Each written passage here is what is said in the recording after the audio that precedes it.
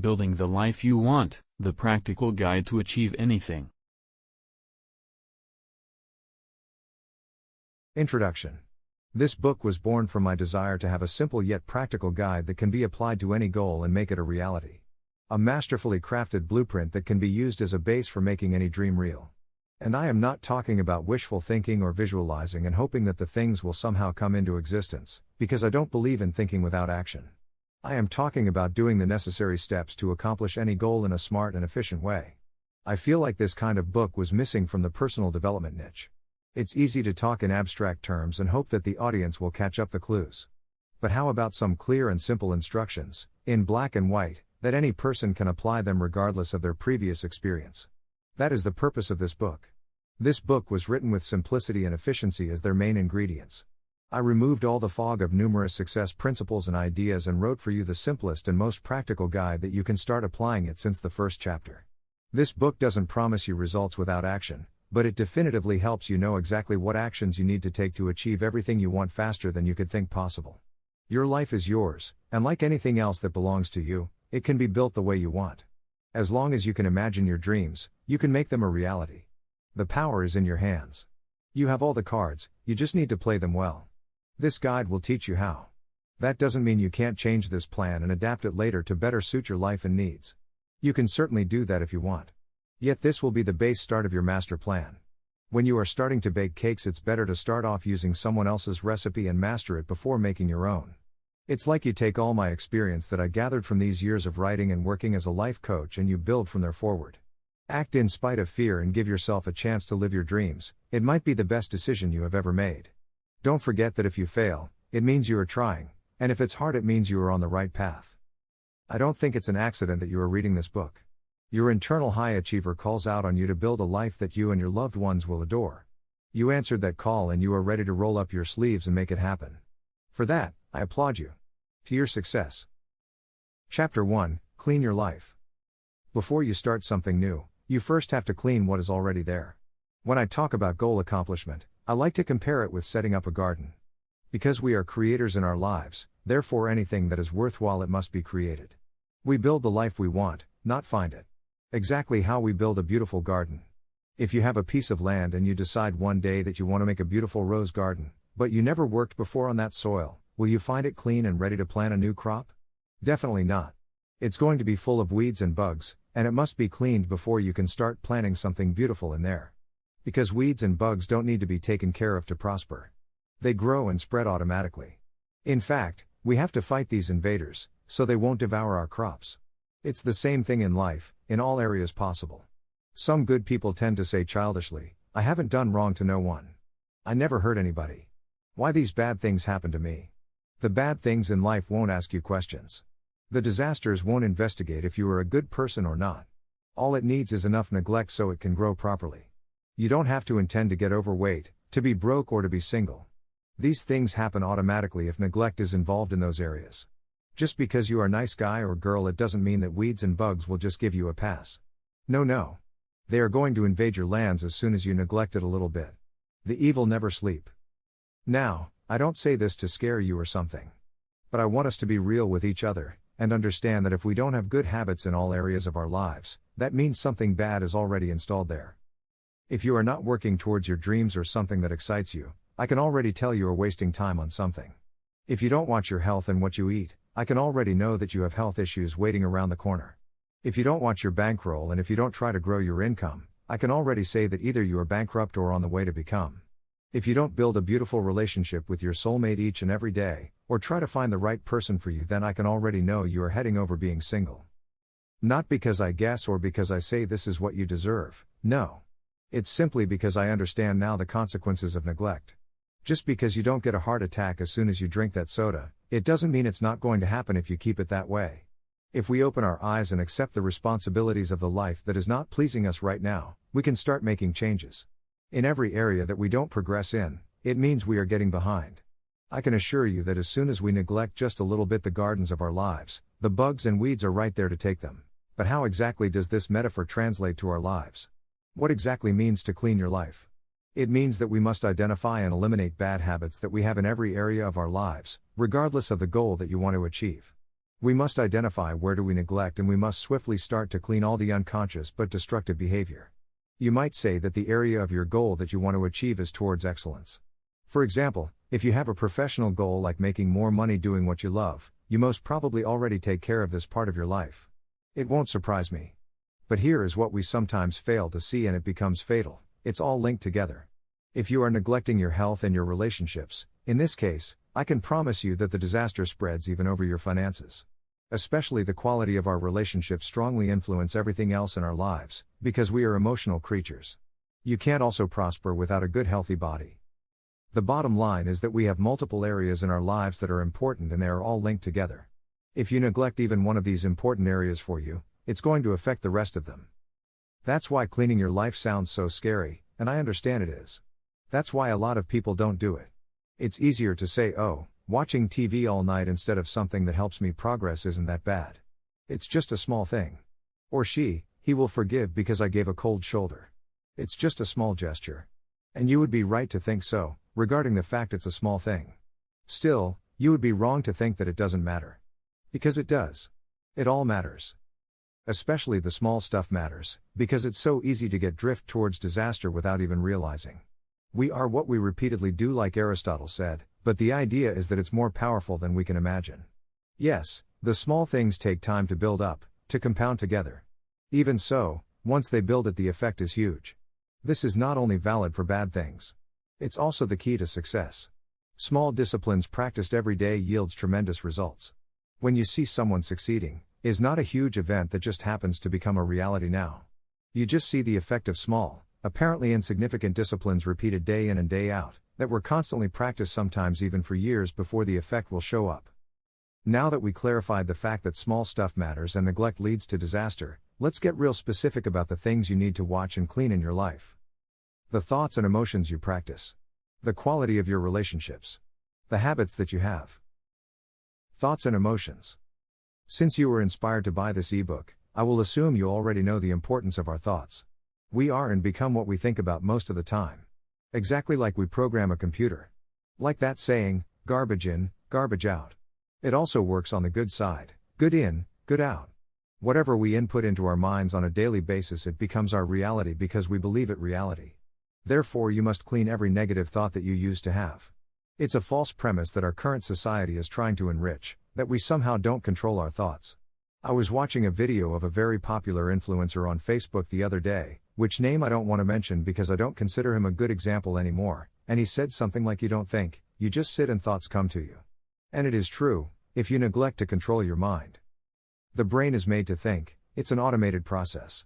We also have a survival instinct, which is made to keep us alive, therefore is trained to see the bad around us and get alert about it, so we can escape the hungry saber-toothed tiger that is trying to eat us. Even if this is not the case anymore, the survival instinct is still there, and it still triggers when something dangerous or negative is presented, real or not. The brain is built to become alert when a potential threatening situation is presented to us. Combine these two automated processes, the thinking and survival instinct, and you can now see why it's so easy to be negative. That's how news and those scandal TV shows keep you hooked up. Your brain fires up adrenaline and other flight or fight chemicals that makes you very aware of what is happening. Therefore, the idea is that some people prefer to neglect the ability to control their mind, and that's how they succumb to the negative effect of having random bad thoughts. This is who I am, they scream, while is just the neglected part of who they are. Just because my garden is full of weeds because I didn't take care of it, it doesn't mean that my garden is meant to be full of weeds. It simply means that I am responsible for the effects because I didn't practice the disciplines. The conclusion is that you can control your mind. If you don't use it, it uses you. But once you train the ability to control your own thinking and develop it over time, you will be able to achieve great peace and mental clarity. I simply started to forbid myself thinking bad things. Every day stand guard at the door of your mind, my mentor Jim Rohn used to say. Don't allow any negative thoughts to take roots into your mind because they will grow huge. Rip them off while they are little. This is the important first step, where you clean your mind. When you take into account which thoughts you allow yourself to have and which must be removed and which must be kept, you then can take swift action into growing the thoughts that you want and ripping of the toxic ones. We can also control our emotions. They are influenced by the thoughts we have and what we focus on. For example, if I focus on what I don't have and what is the unpleasant thing in a situation, I'm going to feel bad. If I focus on the times I messed it up, I'm going to feel like a loser. If I focus on what I do have and what is the advantage in any situation, I am going to feel grateful and happy. If I focus on the time I won at life, I'm going to feel like a winner. Where focus goes, energy flows. Therefore, what you look upon is going to be amplified. Another strong influence on our thinking and our emotions are the speeches we give to ourselves. The way we talk to ourselves, especially when it's said out loud, has a great influence on our mood and mind. If you practice in the mirror saying I am confident, over and over, you will start to feel that way. But most people have automated negative language that puts them down. Therefore, start practicing these simple yet powerful techniques of self-talking to put yourself into a positive perspective. Remove all the negative thinking, all the emotional setbacks that you have by changing your focus and doing self-talks, and you will have a clean garden on which you can start planting the good stuff. The quality of our relationships. The people you surround yourself with makes you whom you become. Our associated connections greatly influence everything we do, think and say. Even if we don't believe it to be true, this kind of influence is written in our DNA. We evolved as a human race because we are able to mimic those around us. If one in the group would learn how to use a tool, for example, all we needed to do was watch that person in action and we would be able to duplicate the activity. We learn just by watching those around us. The people you surround yourself with influence your behaviors, so choose friends who have healthy habits. Dan Buettner. There are two types of actions that you need to do related to your relationships. One is removing the toxic relationships and the other one is improving the healthy ones. I will have to say from experience that removing toxic relationships from your life is one of the hardest things you will ever do. But that is so necessary. If a person is abusive, disrespectful, or simply has bad habits that do not help you become a better human being, you have to remove them from your presence. Some you have to completely remove, while others you will just have to stop going out with them on a regular basis. Sometimes you have to stay in touch but be out of reach. This is especially for a family member from which you don't want to completely detach yourself, but also you don't want to keep them around way too much because of their bad influence. All of this is for you to decide and for you to wait in. The other side of relationships is improving the healthy ones. Sometimes we spend way too much at the work or we focus on other things and we tend to neglect the people that love us and support us, and therefore we let the relationship sink. Make sure that you improve each and every single relationship that is important for you, especially the intimate relationship. If you are not happy in your love life, you are not happy. Period. I will say that this is a very humbling and hard step to do. You have to wait in every relationship you have and decide either if it's time for you to remove it completely out of your life, reduce the time you spend in that relationship, or increase the time and the quality of it. Nevertheless, is a very important step for your mental and emotional health, because the quality of our relationships greatly influence the quality of our lives. The habits you have. Successful people are simply those with successful habits. Brian Tracy. Champions are built in the daily small activities they practice every day. Habits determine who we are. They compound and create our reality. Every single day is our life in miniature. When you compress every day and you compress the little things you do regularly, you will get the huge results that will come from those activities. Almost everybody knows that bad habits are not good for us, thus the name. Still, we tend to neglect the huge effect they have on our lives. I mean, not just the bad habits, but every habit has a huge effect on our lives. In fact, I can predict someone's future just by giving me their habits. Their influence is so subtle, but when the effect comes upon us, it's simply stunning. A bad habit, it's like a growing disaster, but with small steps. You won't get the divorce papers as soon as you neglect your spouse. You won't drop on the floor in the cruciating pain of a heart attack after the first bite of a candy. You won't get fired after the first half-effort task that you complete. If those things would happen so fast, you would never do them again. However, because the effect of these actions is so subtle, you might not even notice the disaster coming your way. You must be so wise and future-orientated that you look upon every single habit that you have and ask yourself, where is this habit going to lead me after 5 years? 10 years? 20 years from now? You must be so smart that you won't let the small things break your life, waiting for the disaster to fall on your head and then wondering what happened. The thing is, sometimes we find ourselves too many excuses. And that is disastrous. Almost everybody can see that smoking and drinking alcohol are bad and destructive habits. But these are only a few most obvious. How about wasting time at night on TV watching some blood-filled show instead of reading something positive or planning the next day? How about not keeping track and neglecting the little things that our spouse love and prefer? How about getting to our job a little bit late and leaving a little bit earlier, while we give an effort lesser than our potential? How about eating a candy bar every day instead of an apple? You might falsely think that these are small things that don't have any effect. And they might not for the next year. Maybe not even the following and the one after it. But at some point, the cumulated disaster of these small bad habits will come. And it will be colossally big. Be so smart and prepared that you don't let anything drag you down or fall on your head. The bad things are so subtle. That is the point of it, because otherwise, everybody would avoid them instantly. Right? The evil wants to be subtle. To whisper in your ear that everything is alright while creating silently a great calamity into your life. When you will see the effect, it will be too late. Don't let that be you. The rule of thumb with habits is simple: if it doesn't help you progress towards the life you want, that means it brings you down. Is that simple? There is no such thing as there is no effect on me. Don't be so naive thinking that just because you are who you are, you won't follow the same rules of this universe that we all follow. Everything has a cause. Take a full inventory of your habits and make sure that everything that sabotages you is removed. Talking about habits that badly influence us, let us bring to subject the effect of news, gossip media, music and TV shows that have a lot of violence and negativity in them. Whatever you feed your mind with, it becomes your mental fabric from which your life is built. Starting your day with news about robberies, murders, calamities and all the bad things that are going on around the world is going to fill your mind with negative images about life. And then you go with those images trying to build a positive life. How can you do that? You can't. It's like trying to make a cookie with cement. And it's not like you can do something to help those people in suffering. There are people that work in those situations to save people, and all the respect for them. But if you don't, it's not going to provide any benefit for you or the people that suffer watching those things. Quite the contrary, because you will not have the mental and emotional state to do your best and deliver your mission into the world. What's even more a negative influence are the TV shows and movies filled with murders, cheating, drug abuses and so on. Your mind doesn't make the difference between something you imagine vividly and something that is real. If you think about it intensively, it will process it.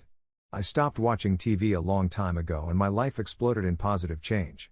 I now choose exactly what I watch, and I make sure that is either educational, inspiring or fun in a positive way. But sometimes I make the mistake of watching a movie that is highly recommended and that is violent or have something really ugly in it. In the moments afterward, I realize how damaging are all these pieces of information that we pour on our brain. I watched half of a very popular movie with an anti-hero character last night. And I say half because that's how long it took to totally gross me up. Today I felt the negative effects of those "it's just a movie" scenes. I caught myself a couple of times contemplating on the murders that took place in that movie.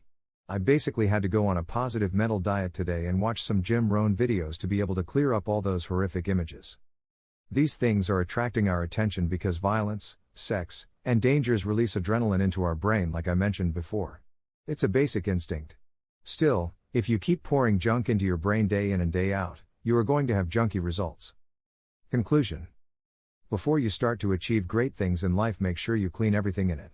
Like when you are starting to plant a garden, the first step is to remove all the weeds that automatically took the place. It's a very vital step that unfortunately not a lot of people do it. How many times have you tried to implement a positive habit, and soon it was pushed aside like it wasn't meant to be in your life? I know I felt this in the past. The truth is that there were too many weeds that suffocated this new flower. That's all it is to it. That's also why so many people have a hard time doing positive changes. They believe they can just plant a good habit over all the pile of junk. Nevertheless, that's not how it works. Let's make another comparison. Let's say that you buy a fine piece of art that you want to place in your home because you say it's time to improve the quality of the place you are living in. A good step in essence. But you place that piece of art in a dirty home that hasn't been clean in years. How fast will your new painting get dirty as well? If the wall is dirty basically instantly as soon as you place it there. There is a good reason we have cleaning sprees. First, you clean the house, then you can consider adding something to its beauty. It's exactly why detoxing is so powerful in cleaning the body from the negative effects of drugs. This step is so powerful in itself that even just by doing this cleaning of your body, thoughts, emotions, and habits, will produce massive positive effects into your life. Don't neglect this. Don't go forward to the next step until you have done this. The first time you do it is the hardest because it's a lot to remove. Make this effort now, and afterward, it's going to be much easier and pleasant to maintain this level of cleanness in your life. But you must do it if you want to achieve something positive and greatly improve the quality of your life at the same time. You cannot achieve something if your life is filled with junk that degrades your condition. Thank you for listening. This chapter also contains 3 exercises that helps you implement the cleaning we talked about. To buy this book and many others in the self-help niche, visit the link. CornelManu.com/books